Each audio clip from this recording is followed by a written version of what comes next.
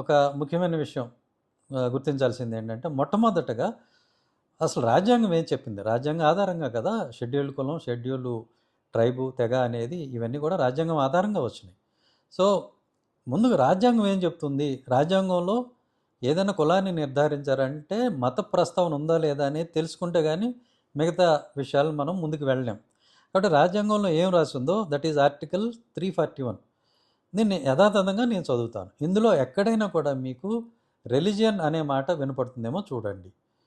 So దీంట్లో ఏం చెప్తున్నారంటే, the president may with respect to any state or union territory and where it is a state after consultation with the governor thereof by public notification specify the castes, races or tribes or parts of or groups within caste, races or tribes which shall for the purpose of this constitution be deemed to be scheduled caste in relation to that state or union territory as the case may be. Full stop. ఇంతే. ఏమన్నారంటే సామాజిక వెసులుబాటు మాత్రమే, వివక్ష ఆధారంగా మాత్రమే ఏవి scheduled క్యాస్ట్లు అనేది మీరు నోటిఫై చేయండి అని చెప్పి రాష్ట్రపతికి అధికారం దఖలు చేశారు తప్ప, ఇది షెడ్యూల్డ్ కులము అని చెప్పాలి అంటే ఈ మతంలో ఉండాలని మీరు చెప్పండి అని ఎక్కడో కూడా ఆర్టికల్ 341లో చెప్పబడలేదు. మీరు విన్నారు కదా, నేను ఉన్నది ఉన్నట్టు చదివాను, ఏం మార్చకుండా. రాష్ట్రపతికి ఎక్కడి నుంచి వచ్చింది అధికారం? లేదు. లేని దాన్ని ఆయన ఆపాదించుకొని 1954 ప్రెసిడెన్షియల్ ఆర్డర్లో హిందూ మతంలో ఉంటే తప్ప ఇతను షెడ్యూల్డ్ క్యాస్ట్ కాదు అనేటువంటిది ఒక తప్పుడు ఆర్డర్ ఒకటి ఇవ్వటం జరిగింది. అది రాజ్యాంగ విరుద్ధం ఖచ్చితంగా. ఎందుకంటే ఎక్కడో కూడా రాజ్యాంగంలో ఆ మాట లేదు. మరి మీరు ఎలా చెప్తారు? కులం అనేది పుట్టుకతో వస్తుంది. It is like your skin, అది పోదు, అది చివరిదాకా అలానే ఉంటుంది. మతం అనేది బట్టలు లాంటివి, అవి మార్చుకోవచ్చు, ఎప్పుడైనా మార్చుకోవచ్చు. సో ఈ రంగు అనేది ఎట్లయితే పోదో, మనం బట్టలు మార్చుకున్నంత మాత్రాన చర్మం రంగు ఎలా అయితే పోదో, మతం మార్చుకున్నంత మాత్రాన వివక్ష ఎక్కడికి కూడా పోదు. ఇది అందరికీ తెలిసిన విషయమే. నిన్నటిదాకా మాదిగా మాలా అని పిలిపించుకుంటాను ఆయన సడన్గా నేను మతం మారిపోయాను, క్రైస్తవం పుచ్చుకున్నానంటే ఎవరో ఆయన క్రిస్టియన్ అని చెప్పేసి వివక్ష చూపించడం మానేయకుండా ఉండరు. వివక్ష అలానే కొనసాగుతూ ఉంటుంది. ఆయన అలానే చిన్న చూపు చూస్తారు. సో ఇంటికి అద్దెకి ఇవ్వాలంటే ఇల్లు అద్దెకి ఇవ్వరు. అట్లాగే తక్కువ చేసి మాట్లాడటం అనేది ఉంటుంది. ఇంకా అతని కులాన్ని ప్రస్తావిస్తూనే మాట్లాడతారు, మాలా మాది కానీ తిట్టేటప్పుడు. అంతే తప్ప ఎక్కడో కూడా అతను క్రిస్టియన్ అని చెప్పి మాట్లాడటం అనేది ఎక్కడో కూడా ఉండదు. ఇది అందరికీ తెలిసిందే. సో వివక్ష ఉన్నప్పుడు రిజర్వేషన్ ఎందుకు పోవాలి అనేది ప్రశ్న. కాబట్టి కులానికి మతానికి సంబంధం లేదు రాజ్యాంగం ప్రకారం. తద్వారా తర్వాత వచ్చిన ఏ ఆర్డర్ అయినా కూడా తప్పు అనేది స్పష్టంగా ఉంది. దీనికి సింపుల్ 2 పరిష్కారాలు.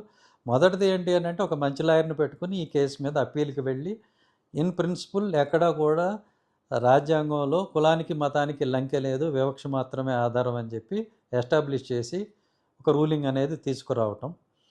రెండవది, ఈ మన పార్లమెంట్, మనం అందరినీ మెంబర్స్ని పంపించేది పార్లమెంట్కి చట్టాలు చేయడం కోసమే. కాబట్టి వాళ్ళు ఈ విషయం మీద ఒక క్లారిఫికేషన్ ఉభయ సభల్లో ఇచ్చేస్తే సరిపోతుంది.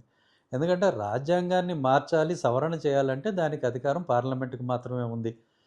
సుప్రీంకోర్టు కానీ ప్రెసిడెంట్ కానీ రాజ్యాంగాన్ని మార్చలేరు. సుప్రీంకోర్టు రాజ్యాంగంలో ఉన్నదాన్ని వ్యాఖ్యానించగలదు తప్ప మార్చలేదు. ప్రెసిడెంట్ పని ఏంటి అని అంటే, షెడ్యూల్ కులాలు ఏమిటి, తెగలు ఏమిటి అనేది ఒక లిస్ట్ ఇవ్వటం మాత్రమే, నోటిఫై చేయటం వరకే మాత్రమే తప్ప రాజ్యాంగంలో ఉన్న డెఫినిషన్ మార్చేయడానికి ఆయనకు కూడా అధికారం లేదు. ఇది చాలా స్పష్టంగా ఉంది. సో దీనికి ఇకపోతే ఈయన కేసు, పాస్టర్ గారి పర్టికులర్ కేసుకు వచ్చేసరికి ఆయనకి ఎస్సీ ఎస్టీ అట్రాసిటీస్ యాక్ట్ అనేది వర్తించదు.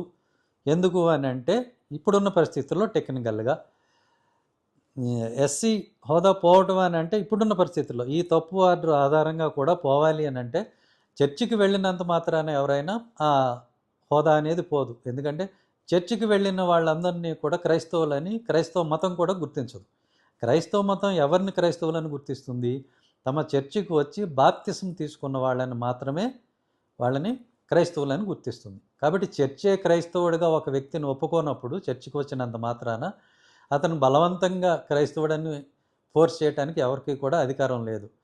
అలాగే మన ఏపీ హైకోర్టు ఇచ్చినటువంటి తీర్పు నేను చాలాసార్లు చెప్పాను. ఆలోకం సుధాకర్ బాబు వర్సెస్ స్టేట్ ఆఫ్ ఆంధ్రప్రదేశ్ దాంట్లో కూడా చర్చికి వెళ్ళినంత మాత్రాన క్రైస్తవుడు కాదు, ఇంట్లో బైబిల్ ఉన్నంత మాత్రాన క్రైస్తవుడు కాదు, అలానే ఇంట్లో యేసుక్రీస్తు బొమ్మ ఉన్నంత మాత్రాన క్రైస్తవుడు కాదు అని చెప్పి స్పష్టంగా మన హైకోర్టు వారే తీర్పునిచ్చారు. దాన్ని ఎక్కడో కూడా ఏ సుప్రీంకోర్టు కానీ దాన్ని కొట్టివేయలేదు.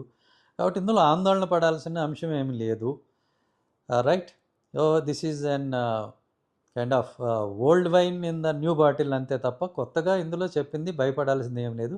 కాకపోతే కొంతమంది దీన్ని అవకాశంగా తీసుకొని అందరినీ భయభ్రాంతులను చేస్తూ ఉంటారు. అది జరుగుతుంది, అంతకుమించి ఏం లేదు. సో ఇప్పుడు ఈ కోర్టుకు పోయి ప్రిన్సిపల్ని మనం రక్షించుకోవాల్సిన అవసరం ఉంది.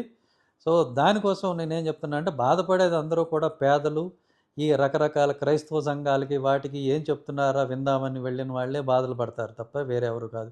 సో కాబట్టి ఈ కార్పొరేట్ పాస్టర్సు, పెద్ద పెద్ద సంఘాల వాళ్ళు ఎవరైతే ఉన్నారో వాళ్ళు ఇప్పుడు ఇన్వాల్వ్ అయ్యి అదేదో దళితుల సమస్యలే మనకు సంబంధం లేదు అని అనుకోకుండా వాళ్ళు కూడా ఇన్వాల్వ్ అయ్యి పెద్ద పెద్ద సంఘాలు ఏమైతే ఉన్నాయో, సంవత్సరానికి 100 కోట్ల చందాలు దళితులు ఇస్తున్నటువంటి సంఘాలు ఏమైతే ఉన్నాయో వాళ్ళు ఇప్పుడు ఇన్వాల్వ్ అయ్యి ఒక మంచి లాయర్ని పెట్టి దీనికి పరిష్కారం చూపించాల్సిన అవసరం ఉంది. అవసరం వచ్చినప్పుడు స్పందించాల్సిన అవసరం ఉంది.